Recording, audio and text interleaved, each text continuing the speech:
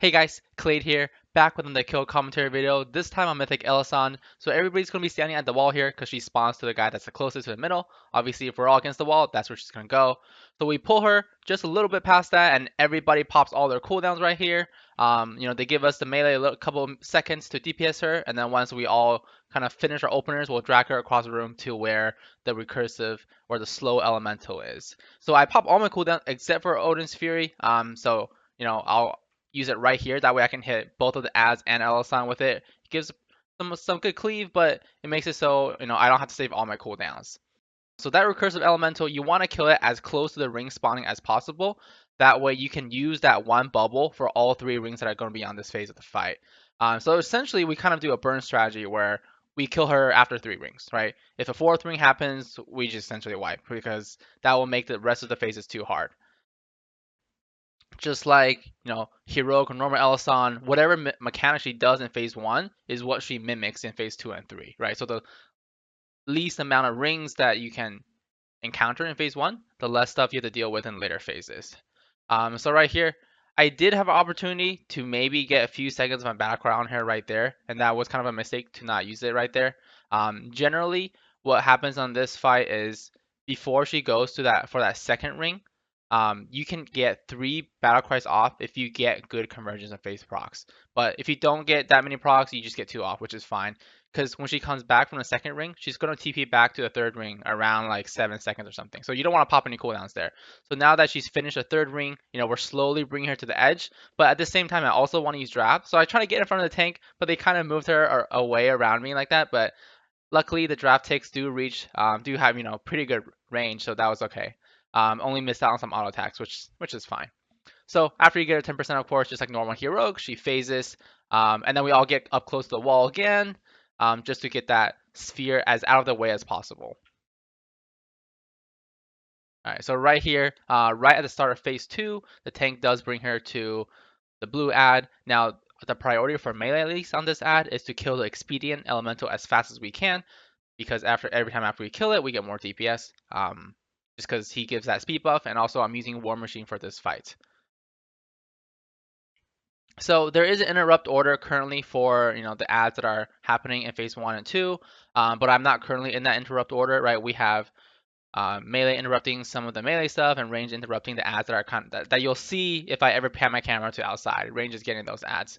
So unfortunately, our tank does get clipped there, but we get him up right away. I do have interrupt order in phase 3 on Elisande, but we'll get into that when we get there. So just DPSing Elisande down. Generally, what will happen is I'll have Draft of Souls for the 2nd battle cry in this phase. So I'm just waiting for a little bit. My battle cry was up for I think around 10 seconds, but this is a really good place to actually draft because yes, you have to move for the beams, but there's not as much movement for the beams than there will be for the rings. So that's a pretty relatively safe spot to be drafting right there. So like I mentioned, we kill the expedient Almazo. I got really close to that ring. We did get a roar as we were trying to get out of the ring, and I almost took a step too many. We get that guy down, and we go back to Elisande. And then since this is, I think that was a 3rd ring, so we're not going to see any more rings for the rest of this encounter, really, for this phase. So unfortunately, we did move Elisande, from that pink bubble. Ideally, right here, my buff goes off, I should leap back over to that pink ad and charge back in. Of course, it is kind of dangerous with the beams that are going out, but that would have been an increase in DPS. So right here, we're just bursting the boss down, essentially, because she's not going to do anything for a while, because we essentially ended phase 1 right here. So I am paying attention to the ad HPs. You see the recursive elementals on the right HP. There's one that's at 15% HP. I do want to tag it with a whirlwind as it dies. That way I can proc a War Machine, which you can see that I have it on the upper right. As she's getting close to 10%, we bring her closer to the edge. That way everybody can get up to the wall again when she phases. And this is also so the spheres that she spawns when she jumps down are out of the way of the fight. So in phase 3 of the encounter, she's going to do those conflexive blasts that she puts on people that, or conflexive burst that leaves a debuff that, explodes based on proximity. And you'll see me kind of deal with this later on in the fight too. So there's the kick order for the casting that Elisande does. So I'm currently number 3. So you guys just saw the first go, this is the second cast. So even though my priority is the pink ad, I'm staying on Elisande for a little bit because I need to interrupt this very next cast. Now for interrupting Elisande, we have so much melee that it's not a big deal who interrupts it. As you can see, the rogue actually kicked it there. But since I'm, number 3, I just want to make sure that I always have my interrupt for her third cast, just in case anything bad, goes down. But generally, I think for our comp, since we have a prop paladin, he literally interrupts like 90% of the cast anyways. But it's nice to have that, insurance that I'll be there to interrupt it. So the pink ad comes, but I know that the next cast will be her 6th cast, so that's going to be my interrupt again. So I stay on her, interrupt it, and then I switch to pink ad. And then also this is where in the fight where I have to use my rally, so I do rally for this beam. Maybe if I didn't rally, that mage would have died. So there we go. Trying to get this pink down as fast as we can. Just get that haste buff, and then we can go on to Elisande. Well, it's not necessarily a haste buff; it's more like a speed buff. That was a pretty close sphere. Oh, so that sphere took out I think like 2 people and brought some really low. But it's not a big deal. Once you get to like later on phases in Elisande, it's okay to lose some members.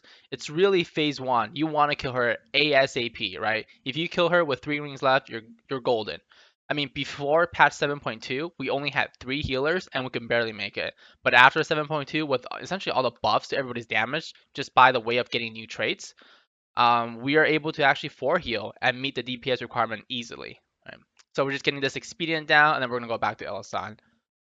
I think all 3 rings already happened in the fight, so there's gonna be no more rings. But we're just gonna get closer to this ad here, so it's easier for members to kill this ad essentially. Okay, so you guys see, I got the Conflexive Burst on me. I have 24 seconds. Our Rogue Atmos, he has one too, but we told him to run out with Cloak and just pop it right away because you want to stagger those pop-ups or those blasts of the debuff as fast as you can.